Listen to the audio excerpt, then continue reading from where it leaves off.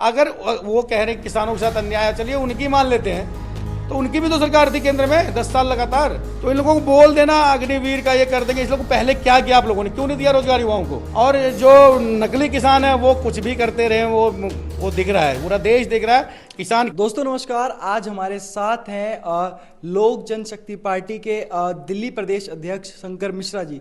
Sir, थोड़ी देर में जो है पता चल जाएगा, लोकसभा चुनाव की जो डेट्स हैं वो आगे आ जाएंगी। तो आप बताइए, आपकी पार्टी किस तरीके से देखती है 2024 के चुनाव? नहीं, नमस्कार आपके चैनल को। आज आ जाएगी, आज जहाँ तक के चुनाव आयोग का है, अभी 3 बजे उनका कॉन्फ्रेंस है और डेट अभी सामने आ जाएगा। बढ़िया है, 2024 में लोकसभा चुनाव बहुत ही शानदार तरीके से लड़ा जाएगा और एनडीए गठबंधन में हम लोग हैं।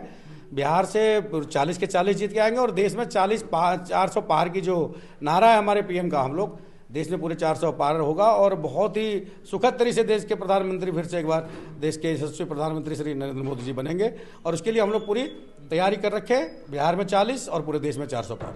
सर, अब जो है कुछ हॉट टॉपिक्स जो चल रहे हैं, जैसे कि किसानों का मुद्दा और अग्निवीरों का, इनके ऊपर जो है विपक्ष घेर रहा है प्रधानमंत्री जी को, कह रहा है अगर उनकी सेंटर के अंदर सरकार आती है तो सबसे पहले तो वह किसानों को जो जितना भी कर्जा माफ है, ऐसी बातें कह रहे हैं, कर्जा माफ कर देंगे, एमएसपी की गारंटी दे देंगे।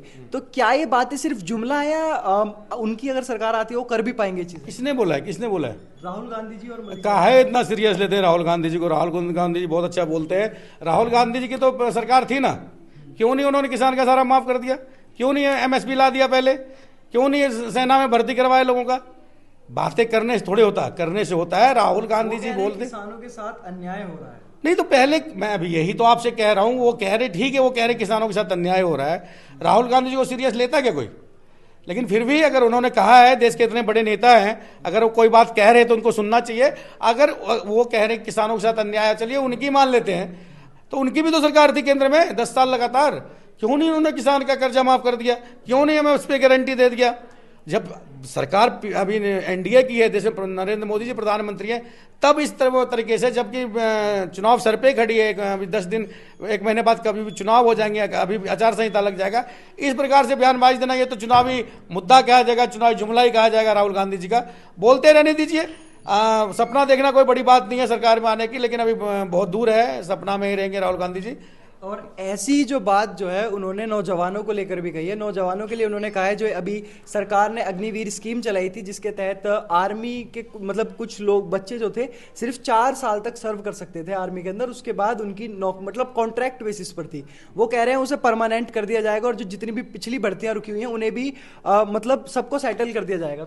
नहीं, वही तो कह रहा हूं ना, ये चुनावी वादे जो कर रहे हैं वो, क्योंकि केजरीवाल जी के साथ रह रहे कि उन लोगों को भी असर आ गया है। झूठ बोल के पलट जाना, ये इंडिया गठबंधन में कई सारे नेता जो बोल के झूठा तुरंत पलट जाते हैं, उनको इसमें कोई दिक्कत नहीं है। तो इन लोगों को बोल देना अग्निवीर का ये कर देंगे, इस लोगों को पहले क्या किया आप लोगों ने, क्यों नहीं दिया रोजगार युवाओं को? आज अग्निवीर जो बना रहे, चलिए हमारे देश के प्रधानमंत्री ने अग्निवीर बनाया, उससे क्या फायदा है, ये उन बच्चों को पता है क्या फायदा हो रहा है। जो बेरोजगार थे, जिनको काम नहीं मिल रहा था, वो भी भर्ती है, उसके बाद उनको कई सारे मौके मिलते हैं अग्निवीर के बाद। तो ठीक है, उनको परमानेंट कर देना चाहिए, अगर उनकी सरकार आए तो बिल्कुल कर दे, लेकिन आएंगे तब ना।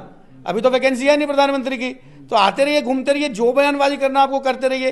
बयानों से देश नहीं चलते, देश चलते हैं मुद्दों से, देश संविधान से चलता है, देश अच्छी सोच से चलता है। आप लोगों को भी जनता ने मौका दे रखा था, कहां थी आप लोगों की ये सोच? उस टाइम तो आपसे मिलना भगवान से मिलना बराबर था। आज आप जनता के बीच में घूम के ड्रामे, कभी ट्रैक्टर पे, कभी ट्रॉली पे, कभी खेतों में।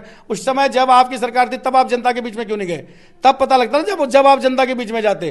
तो ये सब एक राजनीतिक मुद्दा है, चुनावी मुद्दा है, ये कोई बड़ी बात नहीं है। और ऐसे जब चुनाव आते रहेंगे तो ऐसे राहुल गांधी जी के बयान आते रहते हैं। वो कह रहे हैं कि मतलब ये जो 2 मुद्दे हैं, ये काफी ज्यादा बड़े मुद्दे होने वाले हैं और हो सकता है कि एक जो बड़ी संख्या है किसानों की और नौजवानों की, वो उनकी तरफ टिल्ट दिखेगी, 2024 के इलेक्शन में उनकी तरफ मुड़ती दिखेगी। तो क्या इससे घाटा हो सकता है?